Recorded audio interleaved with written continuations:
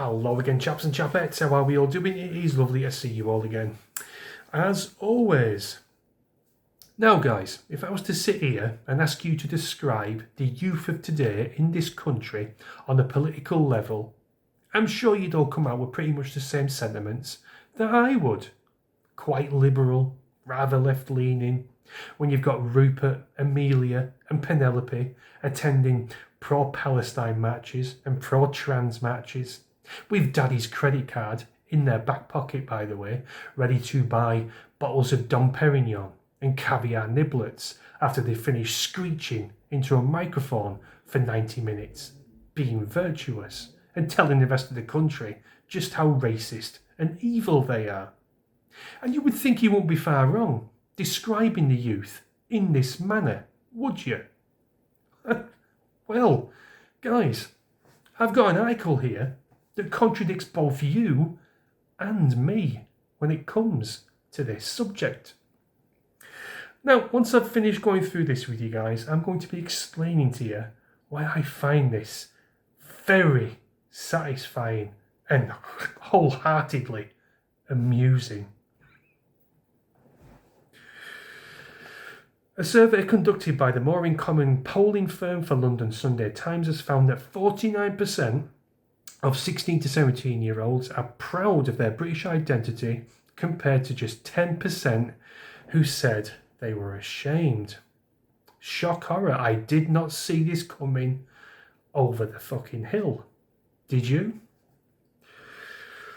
This compares to 45% of the country as a whole being patriotic and 15% feeling shame over their identity. These are them prats, these self-loathing wankers who hate themselves simply because they were born white and born in this country. They sit in a darkened room in a corner, quietly rocking, not worth the steam off my piss or indeed your piss. Meaning that teenagers are significantly more patriotic than their parents. As is becoming increasingly typical in Western politics, the survey did find a striking disparity between young men and women. Yeah, this has been the case for quite a number of years. You do find that young men do seem to be a lot more conservative, and young women do tend to be a little bit more liberal and a bit more left-leaning. Although on the flip side, you will find that left-leaning women are a lot more drawn to right-leaning men. As I've said before in the past, whether you're a woman or a man on the right side of the political spectrum, you are a lot more desirable to anybody else on this planet. I mean, you've seen mugshots of people who attend BLM marches and pro-Palestine marches and pro-trans marches. They're as ugly as a bag of frogs. I'm no oil painting, my friends. I do know that. But fucking hell, some of these ghouls make me gasp in despair of just how ugly they are, not just physically, but mentally as well. According to the poll, just 39% of 16 to 17-year-old girls said that they were proud to be British, while 57% of boys expressed patriotic sentiments. A similar spread was found in terms of who would sign up to defend the country in the event of a war, with 32% of boys saying that they would be willing, 47% against, compared to 15% of girls and 64% against.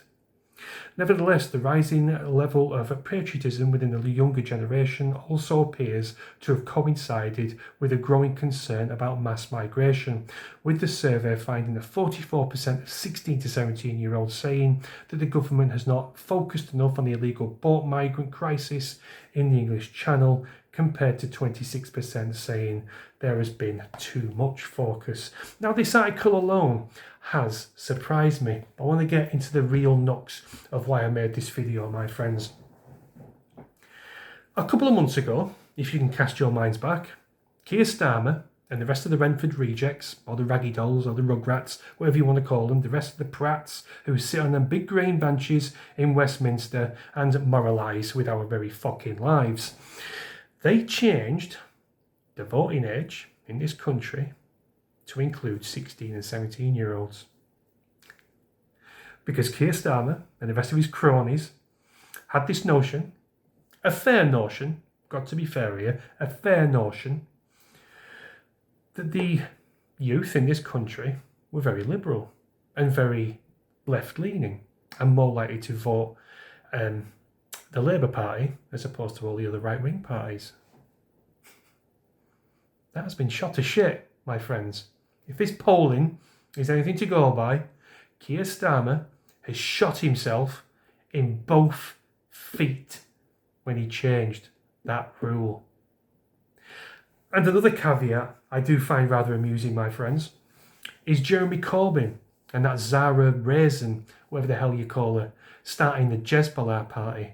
They are also going to be losing a huge chunk of the Muslim vote. Which means, of course, in 2029, hopefully before, I want a general election for Christmas personally, but let's just say for argument's sake, in 2029, they're not going to have the youth vote. A lot of the lefties are fed up of Keir Starmer and the Labour Party as a whole. They are losing the Muslim vote.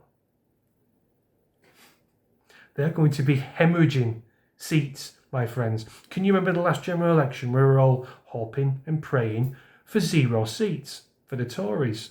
Well, this is looking increasingly like Labour are going for 0 seats. Of course, they're going to have some very safe seats in the Red Wall full of staunch Labour voters. Places in Merseyside, some places up northwest, that kind of a thing. It'll never be 0 seats, but it might as well be. I predict probably 20 to 30 seats they'll have in the next general election. All the rest of them will be scooped up by Reform UK and the Greens and Jezbollah. And I find that fucking glorious. The Tories deserve to die a horrible slow death, and so do Labour. They have stabbed the British public in the back so many times over so many years. They are the same cheeks of the same arsehole. Not worth the steam off our piss. Anyway, my friends, I thought I'd bring that to you because I found that amusing when I did come across that and give it a quick read. I thought, yeah, I've got to share this with my subscribers. They'll be pissing their sides just as much as I would. So, good job, Keir Starmer. You are tanking your party. You are tanking yourself. Your popularity is already through the floor. It's going to be down to the earth's crust come the next general election, and I can't wait to see it. Thanks a lot for watching, my friends. Let me know what you think in the comments. Carpe diem, and enjoy your weekends.